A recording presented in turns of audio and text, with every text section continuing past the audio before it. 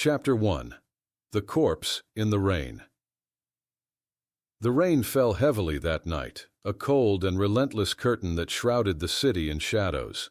The streetlights flickered erratically, their reflections dancing in the puddles, forming on the uneven asphalt.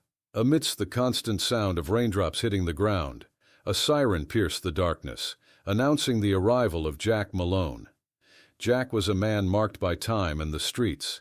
His felt hat was soaked, the collar of his overcoat turned up against the cold. His eyes, hidden beneath the hat's brim, were a steely gray, accustomed to uncovering the city's darkest secrets. He crouched beside the body, a macabre sight in the filthy alley. The victim, a middle-aged man, lay face down, his head turned toward the sidewalk, blood mixed with the rainwater, running in small red rivulets.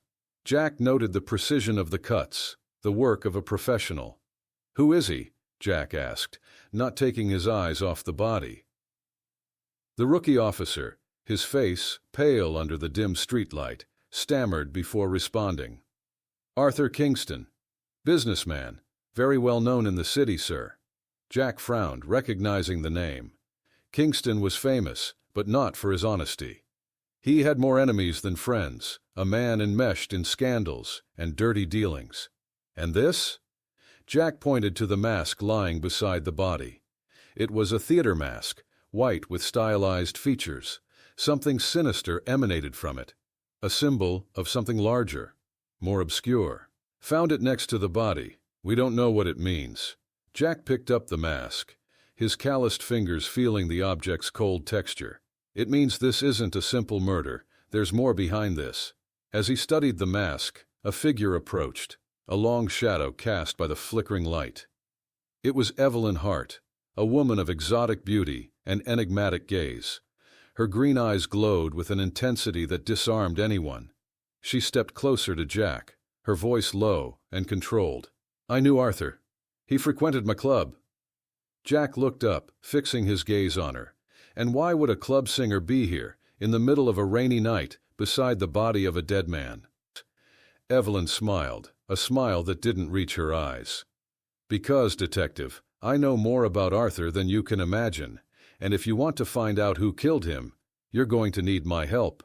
Jack remained silent for a moment, weighing every word, spoken and unspoken.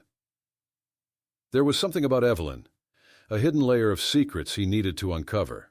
But now, with the rain still falling, the cold mask in his hands, and a corpse on the ground, he knew this would be a long night.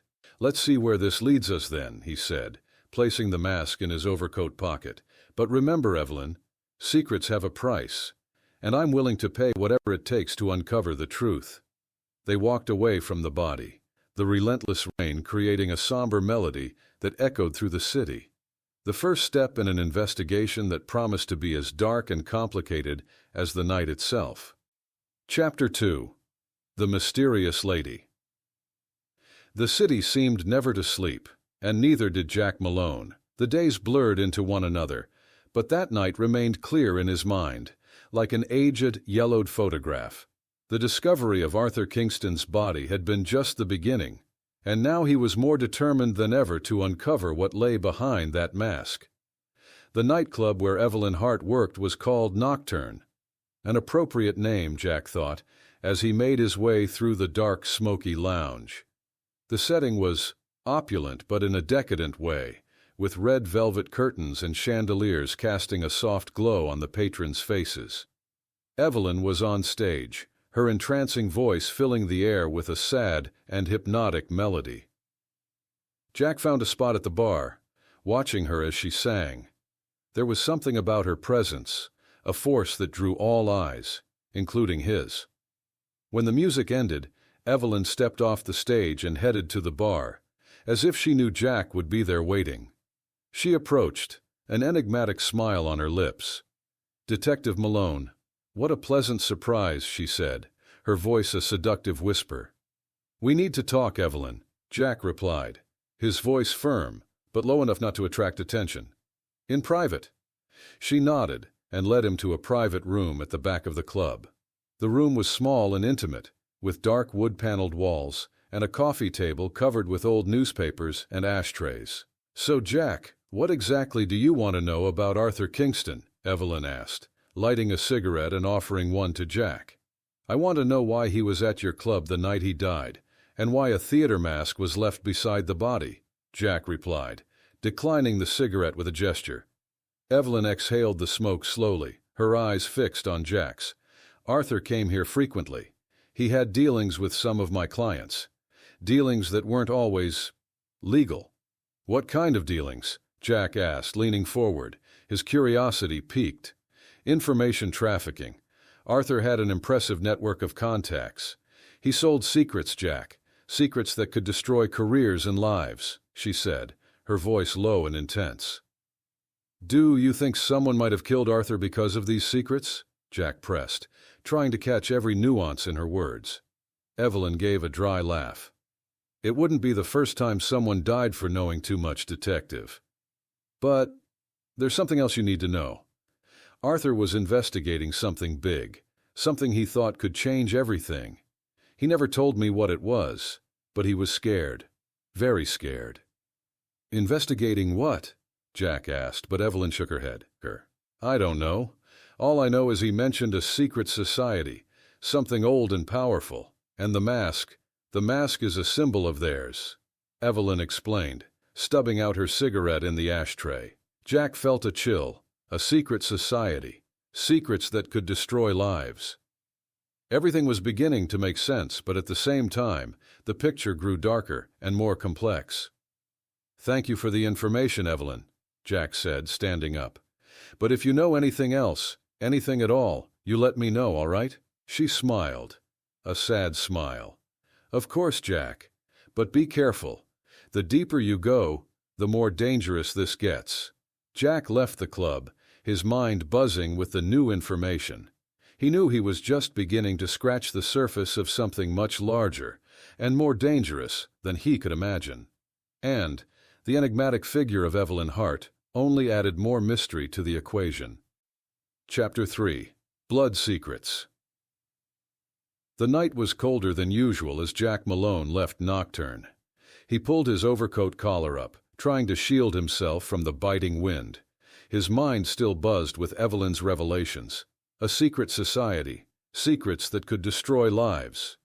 It all seemed like something out of a cheap novel, but Jack knew that truth was often stranger than fiction. Suddenly a scream echoed through the street, slicing through the night's silence like a knife. Jack turned just in time to see a crowd of people running out of the club, panic written on their faces. Without wasting a moment, he rushed back inside. The scene inside the club was chaotic. Patrons were tripping over each other in their attempt to escape. Chairs and tables were overturned, broken glass littering the floor. Amidst the turmoil, Evelyn Hart lay motionless on the stage, a tragic contrast to the chaos around her. Jack pushed through the crowd, forcing his way to Evelyn. His heart pounded, but his exterior remained cold and controlled. When he reached the stage, he saw the scene he feared. Evelyn was dead. A pool of blood spread beneath her body, and beside her, once again, lay a theater mask. This time, a note was pinned to the mask, written in hurried handwriting. "Killed for knowing too much." Jack felt a knot in his throat. The woman who had just given him crucial clues now lay lifeless, a victim of the same web of secrets she tried to expose. "Ladies and gentlemen, please step back," he shouted, trying to keep the crowd away from the crime scene. "We need space here." He knelt beside Evelyn's body, feeling a deep sadness. Carefully, he picked up the note and the mask, examining them closely. The paper was slightly stained with blood, but the message was clear and terrifying. "Malone, what the hell happened here?" The voice belonged to Lieutenant Harris, a seasoned cop who had seen his share of horrors on the city streets. "They murdered Evelyn Hart," Jack replied, his voice heavy with gravity. "She knew too much, and someone wanted to make sure she wouldn't speak anymore." Harris looked at the body, then at Jack, with a look of understanding. "This is getting uglier by the minute, Jack. What do we do now?" Jack stood up slowly, tucking the note into his overcoat's inner pocket. Now, we find out who's behind this mask. Someone's pulling the strings, and I intend to cut those strings one by one. As the police managed the crime scene, Jack left the club, his head full of questions and anger, simmering beneath the surface. He knew he had to act quickly. Every second lost was an advantage to the killer, and he couldn't allow more deaths. Back at his office, Jack began piecing together the puzzle. The mask, the note, the secrets. Everything pointed to something bigger, something that Evelyn had only scratched the surface of. He needed to learn more about this secret society, and for that, he needed the few clues he had. As the first light of dawn began to appear, Jack Malone knew that the night was far from over. Evelyn Hart's death would not be in vain. He had promised himself and her that he would uncover the truth, and Jack Malone never broke a promise. Chapter 4. The Nightclub. The sun had barely risen when Jack Malone found himself back at Nocturne. The club was empty now, only the distant sound of sirens echoing down the deserted street. The crime scene had been cleaned up, but Evelyn's presence still lingered in the air. Jack looked around, trying to capture any detail that might have escaped attention the previous night. He headed to the office of the club owner, a man named Vincent Moretti. Moretti was an imposing figure, known for his shady dealings and explosive temper. Jack knew that if he wanted answers, he would have to pry them out of someone like Moretti. Jack knocked on the door and entered without waiting for a response. Moretti was sitting behind a massive mahogany desk, his stern expression softening just enough to reveal a flicker of surprise. "Malone," said Moretti, lighting a cigar. "To what do I owe the honor of this morning visit?" "You know why I'm here, Moretti," Jack replied, approaching the desk. "Evelyn Hart was murdered in your club. I want to know what you know about it." Moretti exhaled a puff of smoke, studying Jack with calculating eyes. "Evelyn was a good girl, a great singer. It's a shame what happened to her, but I don't know anything about it." Jack narrowed his eyes, feeling the familiar frustration rising. "Don't play games with me, Moretti. We know Arthur Kingston was involved with you, and now Evelyn is dead because she knew too much. What did she know, and why was Kingston frequenting this place?" Moretti leaned back in his chair, his face a mask of indifference. "Kingston had his secrets, like everyone else around here. He did business with some of my clients, that's true, but if you think I'm behind this, you're mistaken." Jack leaned over the desk, his voice low and threatening. "If you're involved, I'll find out. And if you're hiding something, I suggest you start talking now, because the next body they find could very well be yours." Moretti gave a dry laugh, but there was a tension in his eyes that Jack couldn't miss. "Look, Malone, I'm telling you the truth. I don't know who killed Evelyn, but there is a man, someone who knows more about Kingston. His name is Marcus Delgado. He's a regular player here and knows a lot about what goes on behind the scenes." Jack noted the name, his mind already formulating the next steps. "Where can I find this Delgado?" "He shows up here every night, looking for high-stakes games. He's an addict. You won't have a hard time finding him," Moretti replied, stubbing out the cigar. "But be careful, Malone. Delgado is dangerous, and whoever's behind these murders won't stop until they get what they want." Jack left the office, the name Marcus Delgado echoing in his mind. Another piece of the puzzle, another step towards the truth. He knew he had to act quickly before the killer claimed another victim. By nightfall, Jack was back at Nocturne, his eyes scanning the room for Marcus Delgado. The club was busier than ever, a tense energy hanging in the air. Finally, he spotted a nervous-looking man with shifty eyes sitting at a poker table. Delgado. Jack approached, taking a seat next to him. "Delgado, I need to talk to you." Delgado looked at Jack, fear visible in his eyes. "I don't know anything, Detective. Leave me alone." "Yes, you do," Jack insisted, his voice low but firm. "Arthur Kingston and Evelyn Hart are dead, and you're the key to finding out why. Talk now, or the next dead body could be yours." Delgado trembled, his face pale under the dim light. Okay. I'll talk. Kingston was investigating a secret society. He thought he'd found something big, something that could change everything. I helped him put some pieces together, but when he got close to the truth, they came after me. I'm scared, Detective. They're going to kill me too. Jack felt the weight of Delgado's words.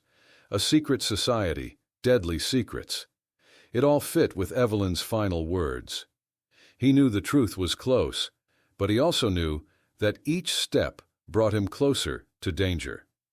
"You're safe for now, Delgado," Jack said, standing up. "But we need to find out more, and fast, before they kill again." Jack left the club, his heart heavy with the burden of the emerging truth. He knew the road ahead would be dangerous, but he was determined to press on, no matter the cost. Chapter 5. The Third Murder. The night was at its peak when Jack Malone left Nocturne. Marcus Delgado's revelations had given new directions to his investigation, but also heightened his concern. He knew the killer was getting bolder, and time was running out. Jack returned to his office, a small space cluttered with files and documents. He was reviewing his notes when the phone rang, the sound piercing the room's silence. He answered on the second ring. "Malone," he said, his voice firm. "Jack, it's Lieutenant Harris. We've got another body. This time it's a journalist, Peter Thompson. We found a theater mask at the scene." Jack felt a chill run down his spine. Another murder, and the pattern repeated. "Where?" "In an abandoned warehouse down by the docks. You need to see this." Jack quickly left, driving through the sleeping city to the crime scene. The warehouse was shrouded in darkness, illuminated only by the flashing lights of police cars. The place smelled of rust and decay, a perfect setting for a brutal crime. Harris met him at the entrance, his face hardened by experience. "It's the same thing, Jack. Precise cuts, a mask left by the body." Jack walked into the warehouse, his footsteps echoing off the empty walls. In the center of the space, Peter Thompson's body lay in a pool of blood. The familiar menacing theater mask was beside it, with a note pinned to it. "Killed for following too many leads," the note read. Jack crouched beside the body, examining the wounds. Everything pointed to the same killer, the same method. He picked up the note, scrutinizing each word. "Peter was investigating something," Harris said, watching Jack. "Something that led him here." "He was working on the Arthur Kingston case," Jack explained, tucking the note into his pocket. "Looks like he got too close to the truth." Jack stood, his mind racing with possibilities. "We need to find out what Peter knew, where he was investigating, who he was interviewing." Harris nodded. "I'll get the team on it. We'll check Peter's contacts, his last calls, everything." As the police began their investigation, Jack sensed a familiar presence approaching. It was Sarah Thompson, Peter's sister. Her eyes were red from crying, but there was a determination in her gaze. "Jack, you need to find them," she said, her voice trembling but firm. "Peter was onto something big. He told me he was about to reveal everything." Jack placed a comforting hand on Sarah's shoulder. "I will find who did this, Sarah. I'll make sure the truth comes out." As the night wore on, Jack felt the pressure mounting. Each murder made it clear he was dealing with a relentless enemy, someone willing to kill to protect their secrets. He knew he had to act quickly, before more lives were lost. Back at his office, Jack began piecing together the connections. The links between Arthur Kingston, Evelyn Hart, and Peter Thompson were becoming clearer, but there were still gaps. He knew the key lay in Peter's investigation. He picked up the journalist's notebook, filled with notes and leads. One entry stood out. "Meeting with reliable source. Warehouse 32, dock area." Jack knew he had to follow this lead. He needed to find out who Peter's source was and what he was about to reveal. With renewed determination, he left the office, prepared to face whatever danger lay ahead. Warehouse 32 awaited, shrouded in mystery and shadows. Jack knew each step brought him closer to the truth, but also closer to danger. He was ready to face whatever it took to bring justice to Arthur, Evelyn, and Peter. As Jack approached Warehouse 32, the atmosphere grew tense. He could feel the weight of the secrets he was about to uncover. The warehouse loomed in the darkness, a silent witness to the deadly game being played. Jack took a deep breath, steeling himself for the confrontation ahead. He knew that the answers he sought were within reach, but he also knew that uncovering them would come at a price. Chapter 6. False Leads. Jack Malone drove through the deserted street, his mind focused on Warehouse 32. The city felt like a tapestry of shadows and twinkling lights, a labyrinth hiding more secrets than he could count. Peter Thompson's notebook rested on the passenger seat, its fragmented notes offering valuable clues. As he navigated the winding streets, Jack couldn't shake the feeling that he was being watched. It was an unsettling but familiar sensation for an experienced detective. He gripped the steering wheel tighter, his eyes scanning the darkness ahead. Then it happened. Suddenly, a man wearing a theater mask, identical to those found at the crime scenes, stepped out of a narrow alley and hurled a rock directly at Jack's windshield. The glass shattered in an explosion of fragments, and Jack instinctively swerved. The car skidded, spun, and crashed violently into a pole. Jack felt a sharp pain in his hand as he tried to recover from the impact. Blood trickled from the cuts caused by the shattered windshield. He looked around, trying to locate the attacker, but the masked man had disappeared as quickly as he had appeared. With his injured hand throbbing, Jack noticed a note attached to the rock that had broken the glass. He pulled the paper free, the handwritten words clear and threatening. "You better not continue, detective." Jack took a deep breath, a mix of anger and determination welling up inside him. The attack had been a clear warning, but he wasn't one to back down from threats. He pushed open the door of the battered car and stepped out, holding the note tightly. Ignoring the pain in his hand, he walked to the sidewalk. He needed a phone, needed to inform Harris and get to Warehouse 32 as quickly as possible. He stopped at a dingy bar on the corner, a grimy place of ill repute, but with a public phone. He entered, drawing a few curious glances. The regulars knew when not to ask questions. Jack headed straight to the public phone and dialed Harris's number. "Harris, it's Malone. I just got attacked. A masked man threw a rock at my car and forced me to crash. He left a note telling me not to continue." Harris's voice was laden with concern. "Are you okay, Jack? Where are you?" "I'm fine, just a scratch. I'm at the bar on the corner of 5th and Main. I need someone to come pick up Peter's notebook. I'm still heading to Warehouse 32. "Understood. I'll send someone right away. And Jack, be careful." "You know I always am, Harris," Jack replied, hanging up the phone. A few minutes later, an officer arrived to pick up the notebook. Jack gave the necessary instructions and, with his hand bandaged, started walking towards Warehouse 32. He knew the killer was getting desperate, and this only fueled his determination. Arriving at the warehouse, he found the place shrouded in oppressive darkness. The metal doors creaked as they opened, and the interior was cold and damp. Jack switched on a flashlight, his footsteps echoing on the concrete floor.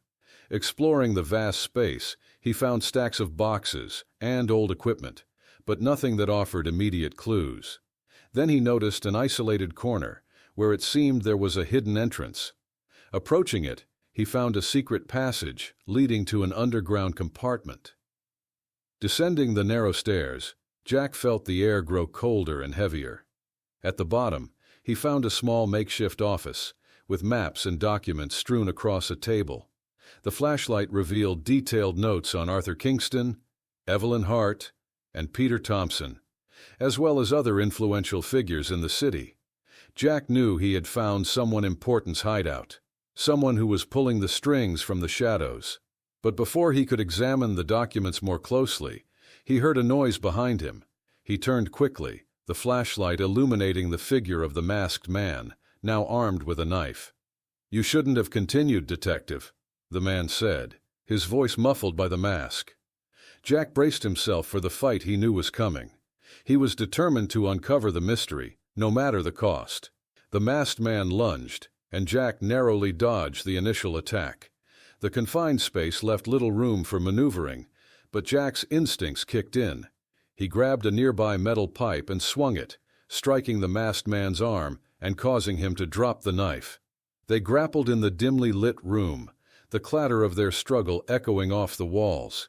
Jack managed to knock the mask off, revealing a face he recognized, one of Moretti's goons. It confirmed Jack's suspicion that Moretti was more involved than he had let on. Panting, Jack restrained the man and retrieved the documents. "You'll regret this," the man hissed. "Maybe," Jack replied, "but not today." Jack hauled the man up the stairs and out of the warehouse, his mind racing with the new information. He knew he had to piece together the documents and unravel the web of deceit before more lives were lost. He contacted Harris to arrange for the man's arrest and secure the evidence. As the first light of dawn began to break, Jack stood at the edge of the dock, looking out over the water. The battle had been fierce, but the war was far from over. He was closing in on the truth, and with every step, he grew more resolved to see it through to the end. Chapter 7. The Dark Revelation. The cold, damp air of the underground warehouse seemed to condense around Jack Malone as he braced for the fight. The masked man advanced with the knife, his movements quick and precise. Jack barely dodged, feeling the blade swipe dangerously close. "You're going to regret continuing," the masked man growled, his voice muffled by the mask. "That's what we'll see," Jack replied, landing a solid punch to the assailant's stomach. The fight was intense and brutal. The two men exchanged blows as they maneuvered through the confined space of the underground office. Jack used his experience and strength, but the masked man was agile and knew the terrain well. In a moment of distraction, Jack was shoved against a wall, pain throbbing in his injured hand. The masked man took the opportunity to escape, disappearing into the darkness before Jack could react. Breathing heavily, Jack knew he couldn't follow. Instead, he focused on the documents scattered across the table. Returning to his office, Jack picked up the phone and dialed a number he hadn't used in years. He needed help, and he knew exactly who to call. "Raphael, it's Jack. I need a favor." Raphael, Raf Navarro, was a talented hacker Jack knew from the old days. They had worked together on some tough cases, and Jack trusted him more than anyone else when it came to technology. "Jack, long time no hear. What do you need?" Raf replied, his familiar voice bringing some comfort. "I need you to access some secret files. I found something big, a secret society involved in criminal activities. I need to know more about them." "Secret society, huh? Sounds big. Send me everything you've got, and I'll see what I can dig up," Raf said, already excited by the challenge. Jack scanned and sent the documents he had found in the warehouse. While he waited, he reviewed his own notes, trying to connect the dots between Arthur Kingston, Evelyn Hart, Peter Thompson, and now the secret society. Hours later, the phone rang again. It was Raf, and the excitement in his voice was evident. "Jack, you're not going to believe what I found. The mask you described is the symbol of an old secret society called the Brotherhood of the Mask. They're involved in everything from information trafficking to assassinations, and it looks like Arthur Kingston was investigating their illegal operations." Jack felt a chill. Evelyn mentioned something about Kingston investigating a secret society. He was close to uncovering the truth, and that's why they killed him. "Exactly," Raf confirmed. "And it's not just that. It seems Peter Thompson was following the same trail, which is why they silenced him too. This society is extremely dangerous, Jack. They have members in positions of power all over the city. We need to dismantle them, Raph, Jack said, the determination in his voice stronger than ever. But first, we need concrete evidence, something we can take to the police and the media. Leave it to me, Raph replied. I'll keep digging and see what more I can find. But be careful, Jack. These guys don't mess around. Hanging up the phone, Jack felt the weight of the situation intensify. The Brotherhood of the Mask was a powerful and ruthless force, but he knew he couldn't give up. Arthur, Evelyn, Peter. They all deserved justice, and Jack was determined to expose the truth, no matter the cost. He leaned back in his chair, staring at the board of clues and photos on the wall.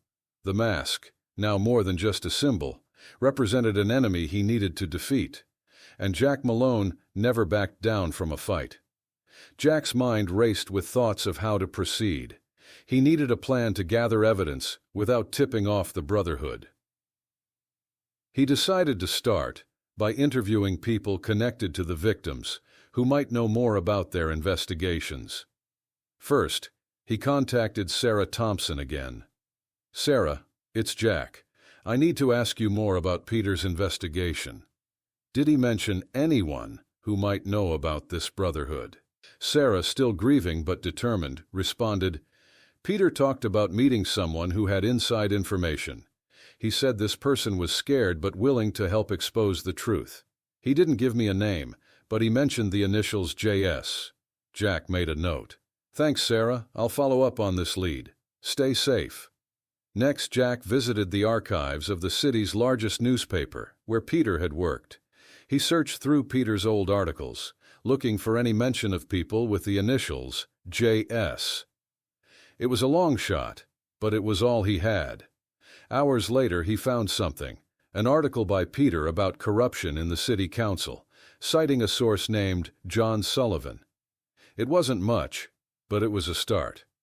Jack tracked down John Sullivan, a former council member who had fallen out of favor. He found Sullivan in a rundown apartment, wary and on edge. Sullivan, I'm Jack Malone, a private detective. I'm investigating the murders of Arthur Kingston, Evelyn Hart, and Peter Thompson. I believe you have information about the Brotherhood of the Mask. Sullivan's eyes widened with fear. I can't talk about them. They'll kill me. They've already killed 3 people, Sullivan. If you don't help me, more will die. Jack pressed. Sullivan hesitated, then sighed. All right, but we need to be quick. The Brotherhood is real. They control everything, politics, business, even the police.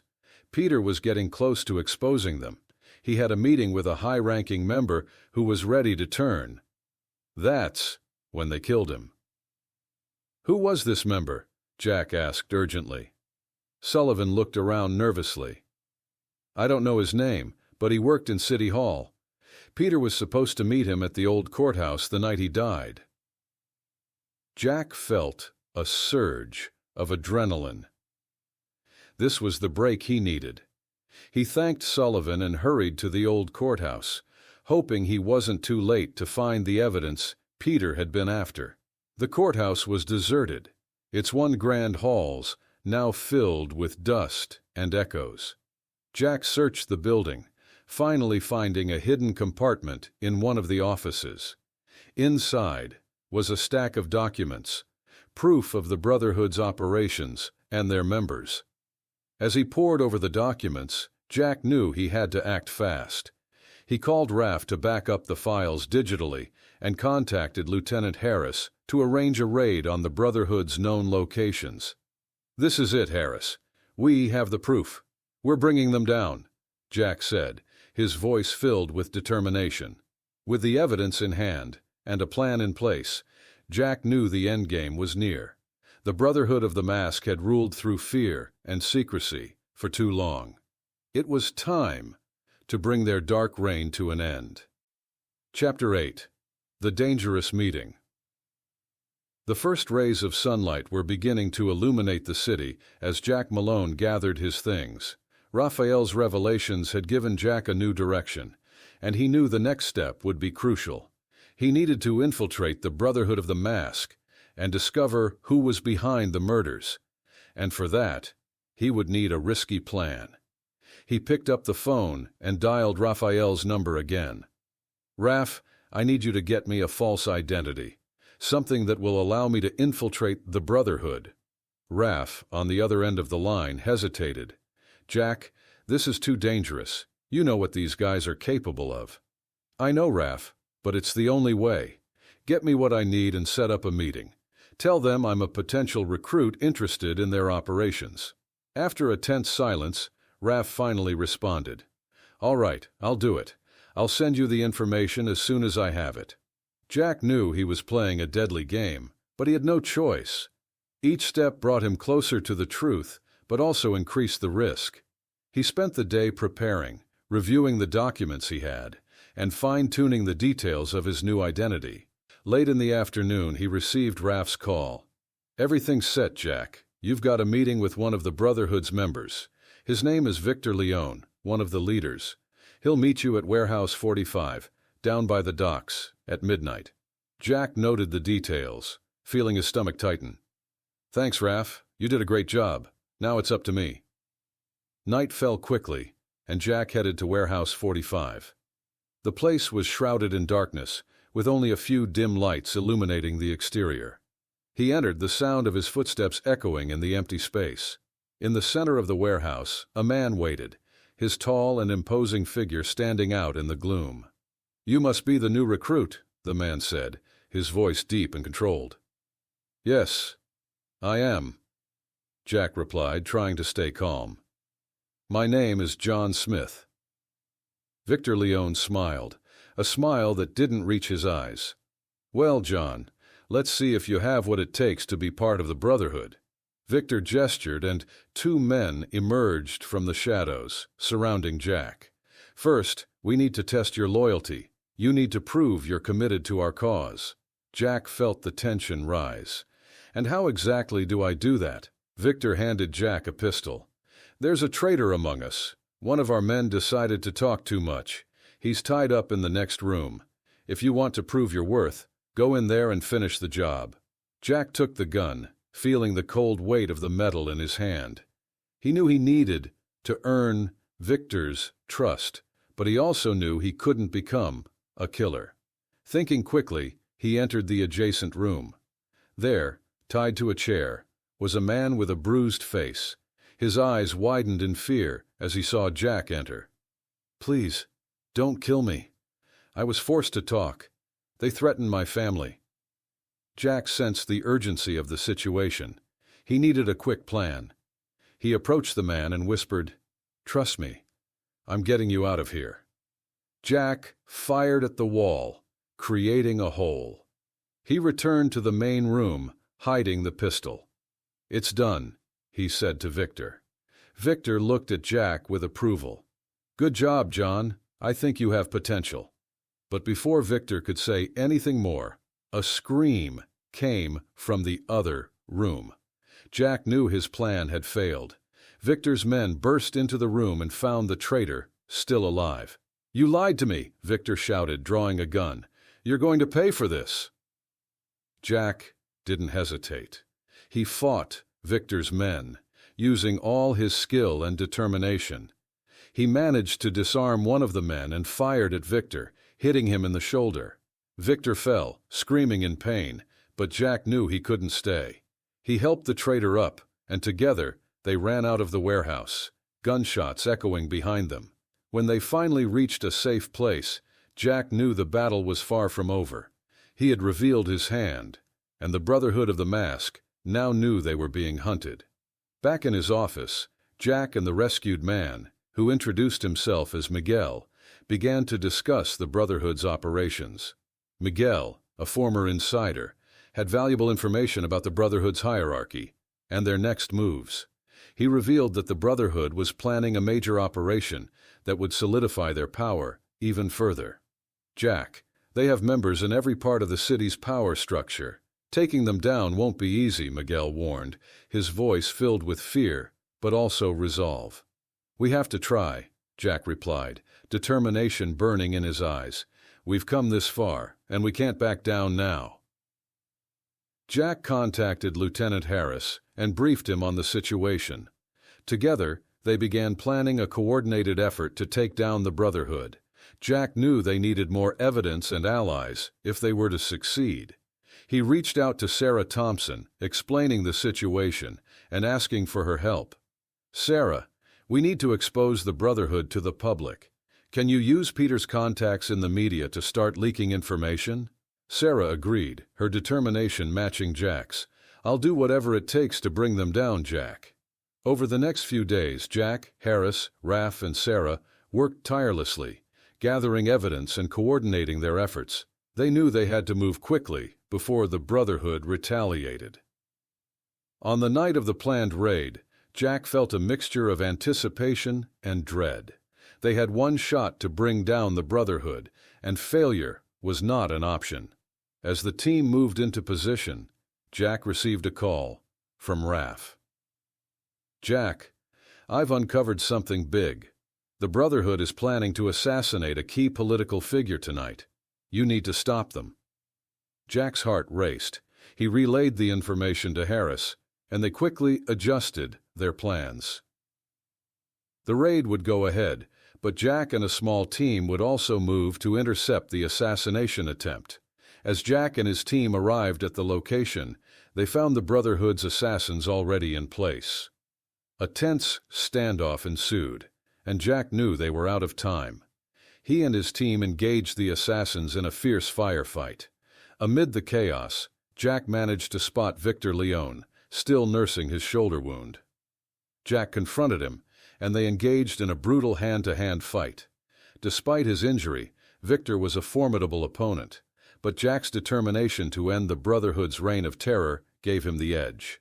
With a final powerful strike, Jack incapacitated Victor and secured him. The remaining assassins were subdued by Harris's team, and the political figure was saved. Back at the precinct, with Victor and several high-ranking members of the Brotherhood in custody, Jack and his allies knew they had struck a significant blow. The Brotherhood's operations were exposed, and their power structure was crumbling. As Jack looked at the captured members, he knew the fight wasn't over, but it was a decisive victory. The city would begin to heal from the Brotherhood's grip, and Jack felt a sense of accomplishment. "We did it," Jack said, turning to Harris, Raph, Sarah, and David. "We brought them down. And we'll keep fighting until every last one of them is behind bars," Harris replied, determination in his eyes. Jack nodded, knowing that their work would continue. But for now, they had won a crucial battle. The Brotherhood of the Mask was falling, and justice was finally within reach. Chapter 9. The Trap. Jack Malone was exhausted, but his determination only grew stronger. He had managed to escape the warehouse with the traitor from the Brotherhood of the Mask, but he knew the situation was becoming increasingly dangerous. The secret society was aware of his investigations, and now his life was more at risk than ever. Jack helped the traitor, whose name was Miguel, settle in a safe location. He needed him alive to testify against the Brotherhood, but he knew Miguel's protection would be temporary. He had to act quickly to catch Victor Leone and the leaders of the Brotherhood by surprise. Back in his office, Jack allowed himself a few minutes to rest and tend to his wounds. His hand throbbed, but he knew adrenaline would keep him going. He picked up the phone and called Lieutenant Harris. "Harris, we have to act now. The Brotherhood is after me, but we have a chance to catch them off guard. I need you to send a team to the Nocturne and bring reinforcements." Harris sounded concerned. "Jack, this is too dangerous. We can't act without more information. Trust me, Harris. They're vulnerable. If we don't act now, we'll lose our chance. Victor Leone is injured. He can lead us straight to the leaders of the Brotherhood." After a moment of silence, Harris finally agreed. "All right, Jack. We'll assemble a team, but be careful." Hanging up the phone, Jack knew he needed to set the trap. Victor thought he was safe, but Jack had a plan. He decided to use the Nocturne Club as the stage for the final confrontation. He knew the place well, and could use it to his advantage. He contacted Raphael again, explaining the situation. "Raph, I need you to help me hack into the Brotherhood's communications. I want them to think I'll be at the Nocturne tonight, alone." Raphael hesitated but agreed. "I understand, Jack. I'll do it. But you know you're risking everything, right?" "I know, Raph, but it's the only way." Night fell quickly, and Jack headed to the Nocturne. The club was closed, but he had a key. He entered, making sure everything was in order. The police were already positioned in the shadows, ready to act when necessary. Jack settled into Evelyn's office, watching the security cameras Raphael had hacked. He saw when Victor Leone and his men arrived, exactly as he had expected. Victor was pale, with a bandage on his shoulder, but his expression was one of pure determination. Jack grabbed his revolver, adjusted his hat, and left the office. He walked to the main hall, where Victor's men were already searching the place. When Victor saw him, he smiled sinisterly. "You really are a fool, Malone. Did you think you could escape us?" Jack shrugged, keeping his gun at his side. "I guess I'm harder to kill than you thought, Victor." Victor raised his hand, and his men surrounded Jack, guns pointed. "Tonight, it all ends for you, Detective." Jack smiled, a cold and determined smile. "Actually, Victor, tonight it all ends for you." Before Victor could react, the police team sprang into action, emerging from the shadows. Gunshots echoed through the hall as the Brotherhood's men began firing. Jack ducked behind an overturned table, returning fire. The sound of gunfire was deafening. The hall turned into a chaotic battlefield. Jack saw Harris leading the team, trying to contain the Brotherhood's men. He saw one of the officers get hit in the shoulder and fall, screaming in pain. Jack knew he needed to act quickly. He stood up and shot one of Victor's henchmen, hitting him in the chest. The man fell, and Jack advanced, using tables and chairs as cover. He approached Victor, who was trying to reload his gun. "It's the end of the line, Victor!" Jack shouted, aiming his weapon. Victor tried to shoot, but Jack was faster. A precise shot hit Victor in the shoulder, making him drop the gun and fall to his knees. "You're going to lead us to the leaders of the Brotherhood, or I'll end this now." Seeing he was cornered, Victor tried to run, but was quickly tackled by Harris, who handcuffed him and took him into custody. As the Brotherhood's men were taken away, Jack approached Harris. "Good capture, Lieutenant, but we're not done yet. We need to get to the heart of this secret society." Harris nodded, breathing heavily. "We're with you, Jack. Let's end this once and for all." Jack looked around the empty club, feeling a wave of relief and exhaustion. He knew the fight was far from over, but he had won this battle. With Victor in custody, he had the key to dismantling the Brotherhood of the Mask. The city could rest a little easier, at least for now. Chapter 10.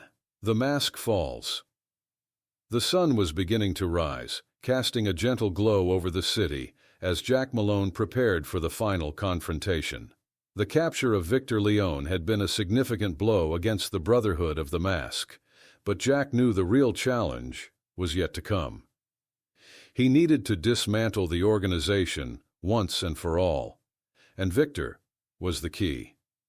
At the detention center, Jack entered the interrogation room where Victor was seated, handcuffed to the table. His eyes were full of hatred, but also bitter resignation. "You know it's the end, Victor," Jack said, sitting across from him. "But if you cooperate, we can ensure justice is served fairly." Victor laughed, a dry, humorless sound. "You think this ends with me? The Brotherhood is bigger than you can imagine, Malone. You may get me, but you'll never get them all." "Maybe not," Jack replied, leaning forward. "But I'll dismantle every piece, starting with you. Now, who are the leaders of the Brotherhood? Where can I find them?" Victor hesitated, but the pain and exhaustion finally made him relent.